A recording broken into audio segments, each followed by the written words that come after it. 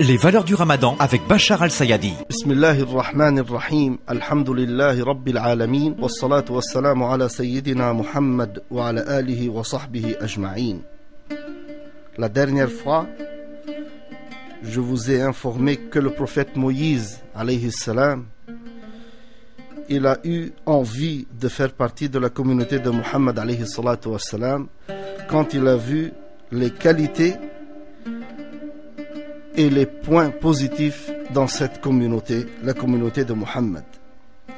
Sincèrement, cette communauté, si elle va être la meilleure des communautés, comme c'est cité dans le Coran, ça doit être suite à un travail énorme qui doit être fait.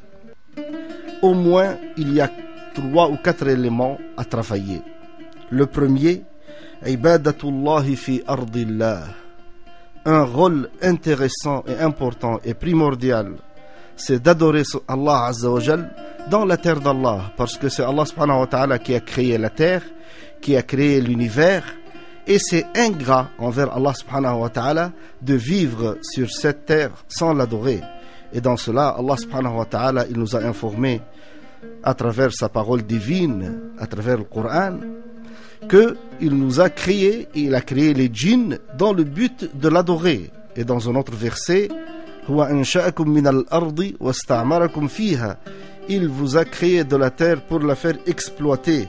Donc un élément important, c'est d'adorer Allah Azza wa Jal et d'exploiter la terre d'Allah Azza wa Jal dans l'adoration du bon Dieu.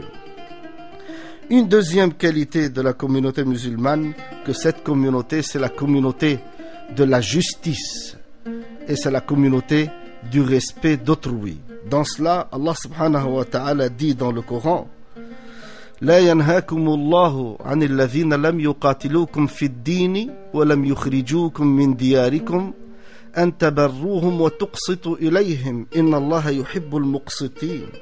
Dieu ne vous défend pas d'être bienfaisant et équitable envers ceux qui ne vous ont pas combattu à cause de votre religion et ne vous ont pas expulsé de vos demeures. Dieu aime les bienfaisants. Et c'est pour cela que tisser des liens avec les non-musulmans, respecter les non-musulmans, être juste envers les non-musulmans, ce n'est pas un luxe dans notre religion, mais c'est un droit fondamental dans notre religion. Je vous rappelle une très belle histoire qui s'est passée avec le prophète alayhi salatu wassalam dans l'ère Qurayshite, avant la révélation. Le prophète alayhi salatu wassalam, il a été invité à la maison de Abdullah ibn Jad'an, un noble Qurayshite, pour signer un pacte. Et ce pacte était une base de défense sociale et de justice sociale pour lutter contre toute injustice. Ça s'appelle Hilf al-Fudul, le pacte de justice sociale. Et le prophète, alayhi salatu wassalam, après la révélation, il a dit aux compagnons: j'étais invité dans l'ère pré-islamique à la maison de Abdullah ibn Jad'an pour un pacte de justice sociale, pour lutter contre l'injustice qui touche tout individu dans la société. Et il a dit: si je serais invité à un tel pacte en islam, actuellement, je répondrai présent. Donc le prophète alayhi salatu wassalam, à travers cet exemple, il incite la communauté musulmane à tisser des liens et à travailler même avec des non-musulmans pour des valeurs humaines et sur des valeurs de justice sociale, des valeurs qui sont des valeurs de notre religion, de l'islam. Une autre histoire qui s'est passée avec le prophète alayhi salatu wassalam concernait un religieux juif qui s'appelait Zayd ibn Sa'ana. Zayd ibn Sa'ana, il a voulu tester le prophète alayhi salatu wassalam pour savoir si c'est un prophète ou non. Donc il partait, il achetait des dates du prophète alayhi salatu wassalam, il paye 80 unités d'or et un rendez-vous a été fixé pour que Zayd prenne les dates. Zayd, il se présente 2 jours avant la date prévue. Il a fait ça exprès.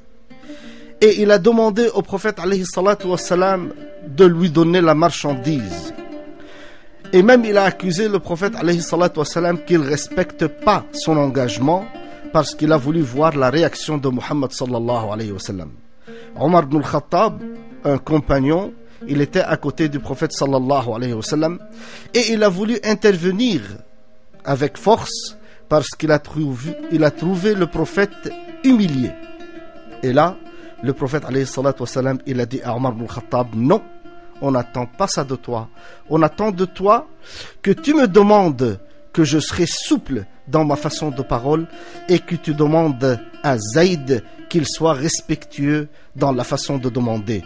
Et là, Zaïd, il embrassa l'islam en disant, j'ai trouvé chez le prophète sallallahu alayhi wa sallam deux qualités, yasbiqu hilmuhu ghadaba, c'est-à-dire la patience prend le dessus sur la colère. Sa patience, elle prend le dessus sur sa colère. ولا يزيده جهالة الناس عليه إلا حلما. Et malgré les erreurs des gens avec lui, il devient de plus en plus patient.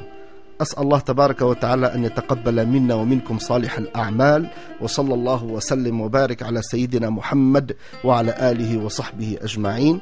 Je profite à la fin de cette chronique pour vous informer que votre mosquée de Rouen Al-Kawthar est en train de collecter pour élargir et agrandir la mosquée. On compte bien sur votre générosité. Wassalamu alaikum.